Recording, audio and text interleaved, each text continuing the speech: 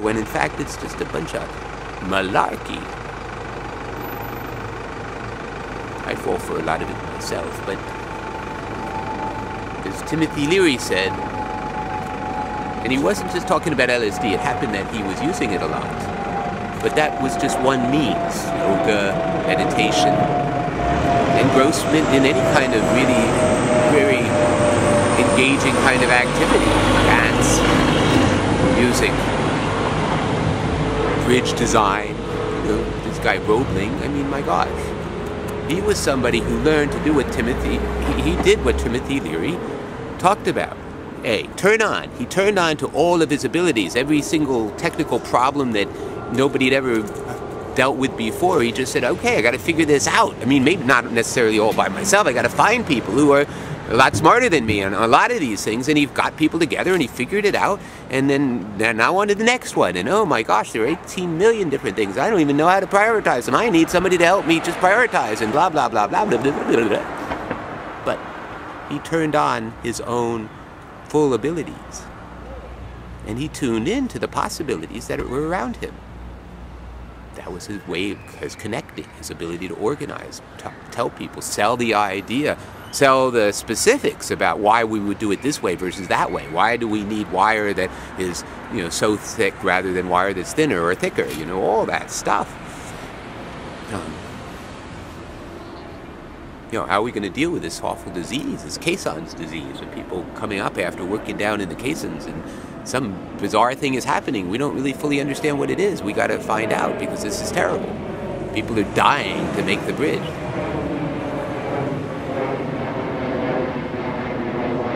And then finally, a man like that, a man like John Roebling, dropped out of all the other bullshit. There were a million things going on in New York City in the 1870s and 80s, in the country. All sorts of things he could have paid attention to, but he stayed focused on what was important to him. And I look around me now, look around and sort of say, well, I think a lot of people just are so scattered because, that's the thing, they are victims. We are victims of scattering forces. Not that we're necessarily born scattered or we are scattered scatterbrains, but rather just this onslaught of change and newness. Do I really need to become a social media network? I'm 55 and shoo, this is a bad time for me to lose a job. If when I'm 60 or 62 or something, it'd be terrible. And in this economy, it might just happen. So what am I going to do about that? Oh, God, I got to become a social media guru now at age 55 or 7 or 8 or whatever I am, or 62. And then they keep changing. Oh, LinkedIn was brand new a couple of years ago, and now, oh, there are new kinds of sites. Well, what should I do? Should I do this one or that one, So, just a lot going on. And then, of course, there's all the products we could buy. There's all the new ways, the smartphone stuff, all these new apps. We could learn more and more, hey, let me learn how to think like a computer by learning my apps. Oh, I can do this, and I can do that, I can multitask, and I can, let me do this, and oh, look at that, and oh, my friends are just over there. They're not really my friends, they just happen to be one of the 842 people who are my friends on Facebook, and because I've got this neat app that tells me where every one of my friends is, and there's somebody over there, and actually, I hope they don't know I'm here. Actually, I don't really feel like talking to them right now. I need to drop out. Well, you can be assured that I don't happen to have that particular app. But, not that they're so bad. I could see having that for specific reasons. If we're going to have gatherings of people, if we're going to have, say, a music festival that is going to occur in Union Square tomorrow at 10:30 a.m., and we're going to put the word out to just anybody who happens to have a half an hour or so to come on over to Union Square. Bring your instrument, and we'll figure something out. It doesn't matter, as long as it's not electrified, right? Amplified. There's absolute nothing saying you can't do it. Just do it, and we do it, and maybe some of us are dancers.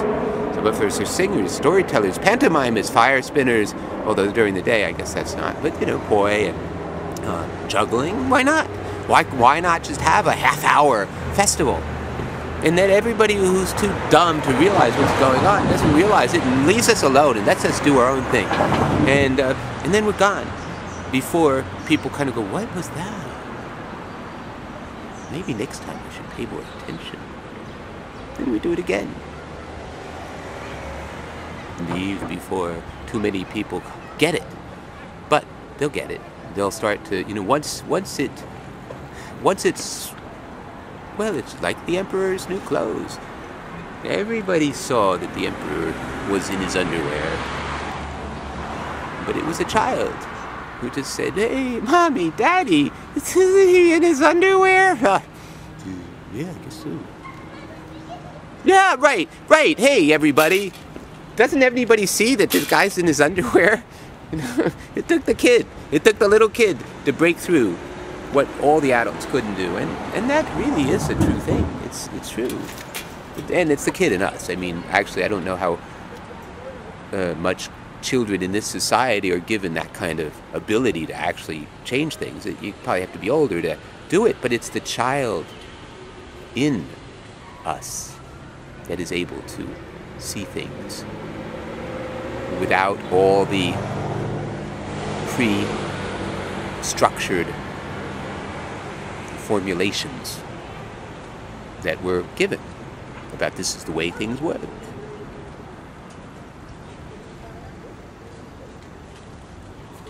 I'm going to say goodbye for now. And I'm going to go home and put this up on the internet. It's probably more than 10 minutes, which is a drag, which means it's got to be in 2 parts. And